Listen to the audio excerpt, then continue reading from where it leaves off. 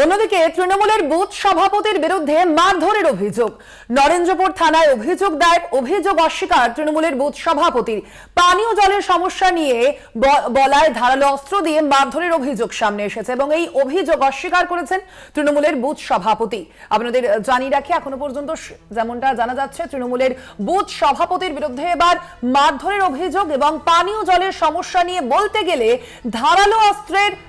ধারালো অস্ত্র দিয়ে মারধরের অভিযোগ করা হচ্ছে তার বিরুদ্ধে, যদিও সেই অভিযোগ অস্বীকার করেছেন তৃণমূলের বুথ সভাপতি। পানীয় জলের সমস্যা নিয়ে বলায় স্থানীয়কেই মারধর এবং সেই অভিযোগ করা হচ্ছে তৃণমূল নেতার বিরুদ্ধে, তৃণমূলের বুথ সভাপতির বিরুদ্ধে সেই অভিযোগ, যদিও সেই অভিযোগ অস্বীকার করেছেন সেই তৃণমূলের বুথ সভাপতি।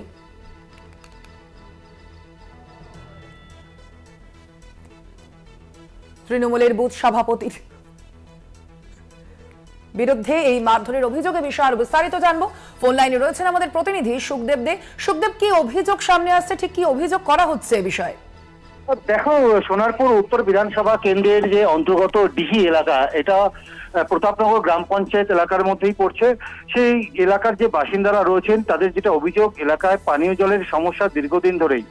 তাদেরকে দীর্ঘদিন ধরেই কেনা পানীয় জলের উপর ভরসা করতে হচ্ছে এবং সেখানকার যে টিউবওয়েল গুলো রয়েছে সেই টিউবওয়েলের মধ্যে থেকে যেই জল বেরোচ্ছে সেখানে আর্সেনিক যুক্ত জল বেরোচ্ছে, যার ফলে তারা সেই জল ব্যবহার করা একদমই অনুপযোগী। তাই তারা বাধ্য হয়ে দীর্ঘদিন ধরে স্থানীয় পঞ্চায়েতকে জানানো হয়েছে যে একটি নলকূপ বসাবার জন্য। সেই মতো তারা একটি নলকূপ বসানোর একটা দাবি রেখেছিল। পঞ্চায়েত থেকে সেই নলকূপের জন্য স্যাংশন করা হয়েছিল প্রায় 3.5 লক্ষ টাকার মতো। সেই টাকা দিয়ে তারা একটি ব্যক্তি মালিকানাধীন একটি জমির মধ্যে সেই নলকূপ বসানো হয়। এরপরেই তারা বাধা দেয় যে কেন এই নলকূপ একটি ব্যক্তি মালিকানার জমির উপর বসানো হবে। এই বিষয়টা যখনই বাধা দিতে আসে তখন অভিযোগ, যেটা সেখানকার যে মূল বুথ সভাপতি, মূল অভিযুক্ত, যার বিরুদ্ধে যার অভিযুক্ত হরিচরণ মণ্ডল, তিনি সেই ব্যক্তিকে ধারালো অস্ত্র দিয়ে কোপানো হয়, এমনটাই অভিযোগ।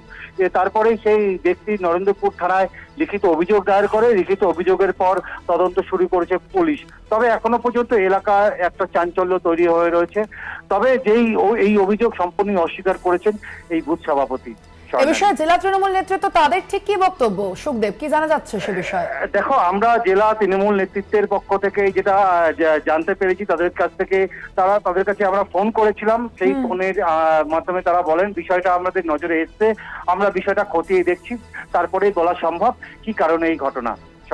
সুখদেব, অবশ্যই পানীয় জলের এই সমস্যা সেক্ষেত্রে অবশ্যই একটা গুরুত্বপূর্ণ সমস্যা, সে বিষয়ে স্থানীয়রা তারা কি বলছে সুখদেব? দেখো, স্থানীয়রা যেটা বলছেন যে এই যে সমস্যা, এই সমস্যাটা এদের দীর্ঘদিন ধরে এই সমস্যা চলছে, দীর্ঘ কয়েক বছর ধরেই। তারপরেই পঞ্চায়েতের বোর্ড বদল হওয়ার পরেও এই সমস্যা মেটেনি, যার ফলে তারা প্রায়, তোমাকে আমি বলে রাখি স্বর্ণালী, প্রায় কয়েক হাজার পরিবার এখানে বসবাস করে, কিন্তু তাদের ওখানে যে যে টিউবওয়েল বসানো হয়েছে সেই টিউবওয়েল গুলো কিন্তু থেকে এখনো পর্যন্ত আর্সেনিক যুক্ত সেই জল বেরোচ্ছে। একদমই অবশেষে তারা এই অভিযোগ দায়ের করেছেন। ধন্যবাদ তোমায় সুখদেব। আমরা কথা বলছিলাম, ফোন লাইনে ছিলেন আমাদের প্রতিনিধি সুখদেব দে।